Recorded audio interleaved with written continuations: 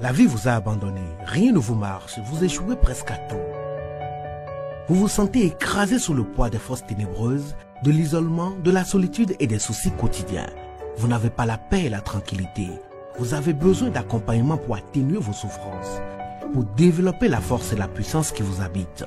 Suivez tous les matins Maître Maoulian Justin Dongbaoundé, grand initié aux lois et secrets de la vie. Avec Maître Maoulian Justin Dongbaoundé, vous allez abandonner vos solutions individualistes, source de vos malheurs et de vos errements.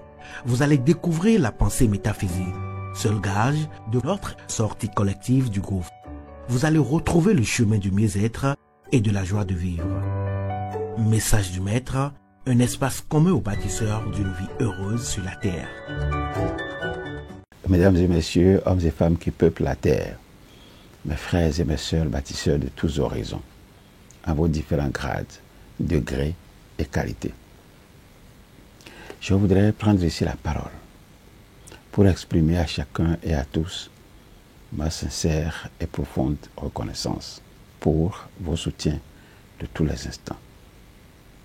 Avec vous ce jour, je voudrais, pour le compte de cette 9e saison, entièrement consacrée aux 9 trésors d'un homme de cœur, je voudrais, dis-je, poursuivre avec vous le voyage qui nous conduit dans la demeure de ce grand esprit, j'ai nommé Christian Henry Godefroy, pour découvrir l'une après l'autre les empreintes de son être profond.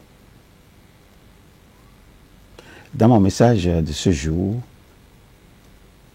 nous allons, sous le couvert du 7e trésor, nous allons revisiter 3 messages.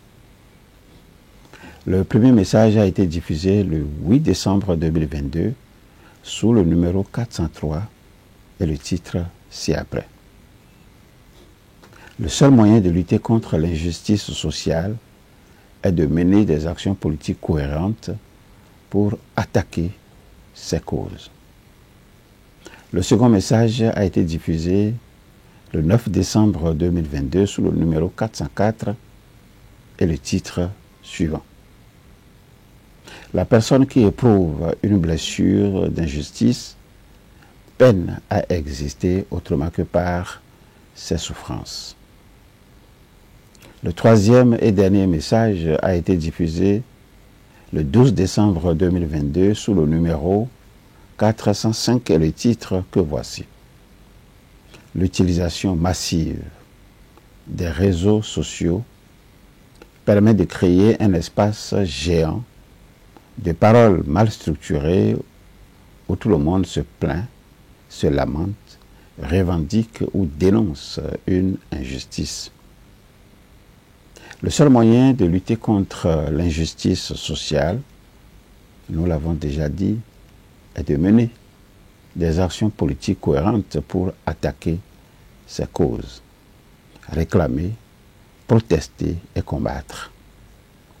Selon les croyances, celui qui souffre du syndrome de Calimero, donc selon les croyances, celui-là représente un problème pour les autres. Cependant, devons-nous le savoir, l'action de se plaindre est un besoin que nous avons tous. Il est sain, ce besoin, parce que il nous permet parfois de crever des abcès qui nous rongent, des abcès qui nous dérangent et de dédramatiser une situation et de faire ce que l'on appelle un deuil collectif. La personne qui éprouve une blessure d'injustice peine à exister autrement que par ses souffrances et attend de son entourage une attention et un réconfort constant. Cette personne attend un besoin de faire connaître ou de faire reconnaître ses blessures dues à des injustices passées qui n'ont pas été entendues, qui n'ont pas été comprises ou qui n'ont pas été digérées. Mais attention, ces injustices ne sont pas toujours fondées. Elles peuvent être inventées ou amplifiées par la personne qui les subit. Le sentiment d'injustice devient alors une manière d'être. Il est important de préciser qu'un syndrome n'est pas une maladie. Il s'agit d'une réunion d'éléments distincts et de symptômes qu'une personne est susceptible de présenter lors de certaines pathologies ou dans certaines circonstances cliniques. Chez une personne qui souffre du syndrome de Calimero, tout est sujet à une injustice. Sa blessure va se manifester de différentes façons. Généralement, cette personne a tendance à se victimiser en permanence. Donc, se victimiser en permanence et à prononcer des phrases telles que, je vais essayer de les imiter, c'est toujours comme ça. Je suis toujours la dernière roue qui soit utile dans les circonstances de secours. C'est toujours sur moi que ça tombe. Personne ne me comprend, malgré tout l'effort que je fais. Personne ne me prête attention. Toutes sortes d'expressions appartenant au champ lexical de la persécution. Cette personne éprouve de façon permanente un sentiment d'insatisfaction. Elle se plaint de tout, surtout des détails, et se place tout le temps en opposition avec les autres. Elle fait régulièrement des reproches injustifiés.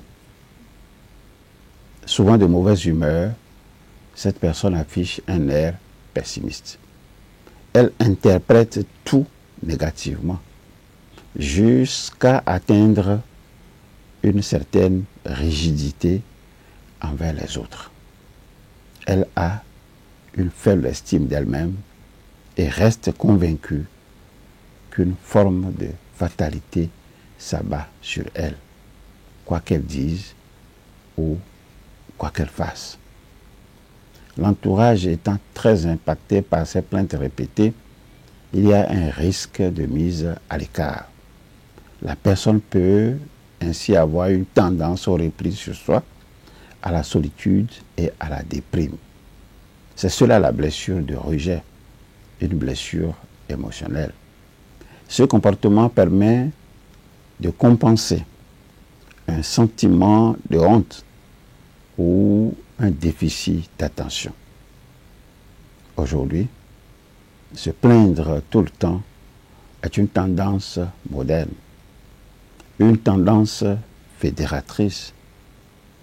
Pourquoi? Parce que les plaintes sont nourries et exacerbées dans un contexte économique, social et sanitaire difficile. Les gens se confient davantage et expriment beaucoup plus leur tracas que le faisaient leurs ancêtres. À l'époque, je veux dire à l'époque de leurs ancêtres, c'était plutôt mal perçu de se plaindre.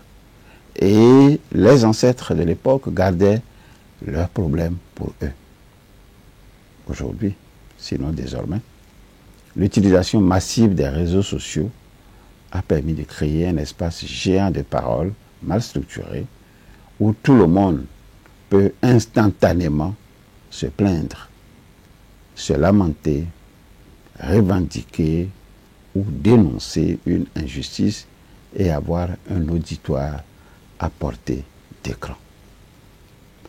C'est tout pour aujourd'hui. Au revoir. À bientôt. La vie vous a abandonné, rien ne vous marche, vous échouez presque à tout.